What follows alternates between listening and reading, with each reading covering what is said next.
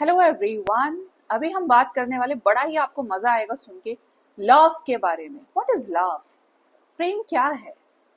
मैं वो दो अक्षर अधूरे रह गए प्रेम में, आधा वो भी है, प्यार में भी आधा है, मोहब्बत में भी अधूरे शब्द है, तो मोहब्बत अधूरी रह गई, उस पर बात नहीं करते। ये सब फुल ऑफ डिजायर है आज के टाइम।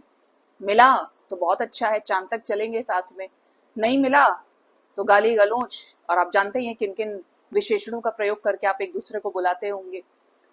जब हम बात करते हैं प्रेम की, प्रेम यकीनन दो लोगों के बीच में होता है। रिश्ता बिल्कुल भी फिक्स नहीं है कि आपका रिश्ता प्रेमी और प्रेमिका वाला है।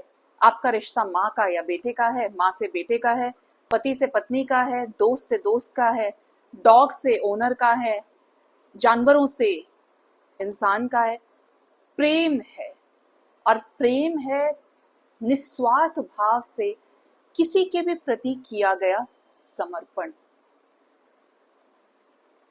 क्या है प्रेम? निस्वार्थ भाव से किसी के भी प्रति किया गया समर्पण। आपने किसी को अपने आप को सरेंडर कर दिया, और किस भाव से? निस्वार्थ भाव से। आपको कोई एक्सपेक्टेशन नहीं है उससे। वास्तव में यह आज के टाइम पे मिलना बहुत मुश्किल है। हम रोज कह सकते हैं कि हमने प्रेम किया, या प्रेम ये होता है।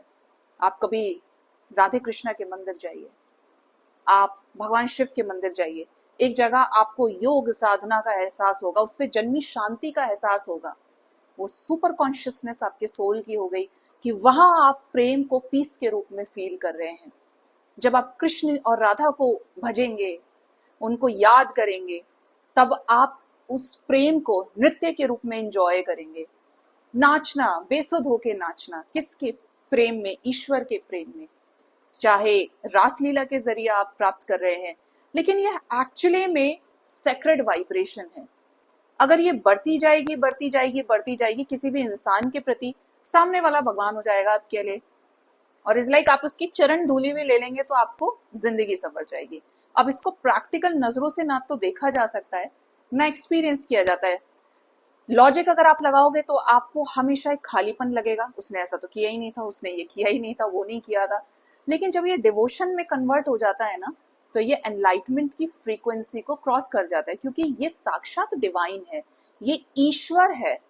ईश्वर का रूप भी नहीं, ईश्वर का जन्म प्रेम से, या प्रेम का जन्म ईश्वर से होता है। आप कह सकते हो लव इक्वल्स टू डिवाइन, क्योंकि इससे बड़ी वाइब्रेशन धरती पे नहीं है, और यही संसार की जड़ है।